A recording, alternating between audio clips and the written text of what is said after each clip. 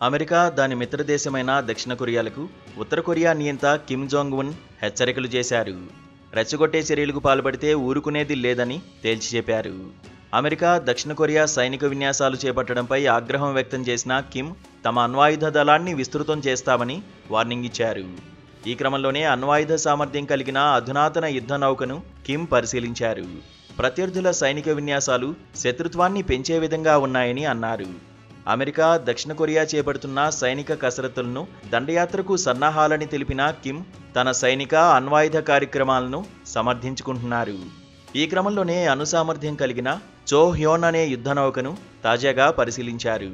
ఈ సందర్భంగా ప్రత్యర్థుల సైనిక కసరత్తులు శత్రుత్వాన్ని ప్రదర్శిస్తున్నాయని, యుద్ధాన్ని ప్రేరేపించేలా ఉన్నాయని ఆగ్రహం వ్యక్తం చేశారు. అవి మునుపటి కంటే ఎక్కువ ఉద్రిక్తతలు పెంచేవిగా ఉన్నాయని, వాటికి ధీటుగా ప్రతిస్పందించేందుకు తాము కూడా సిద్ధంగా ఉండాల్సిన అవసరం ఉందని కిమ్ అన్నారు. ఉత్తర కొరియా చుట్టూ భద్రతా పరిస్థితులు రోజురోజుకు మరింత ఉద్రిక్తంగా మారుతున్నాయని తెలిపారు. ప్రస్తుత పరిస్థితుల దృష్ట్యా ఇప్పటికే ఉన్న సైనిక అణు సామర్థ్యాలను వేగంగా మరింత విస్తరించుకోవాల్సిన అవసరం ఉందని కిమ్ పేర్కొన్నారు.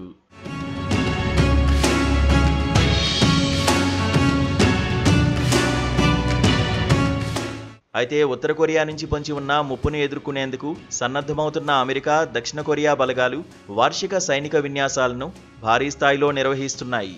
11 రోజుల పాటు కొనసాగే ఈ కసరత్తుల్లో సియోల్కు చెందిన 18,000 మందితో సహా మొత్తం 21,000 మంది సైనికులు పాల్గొంటున్నారు.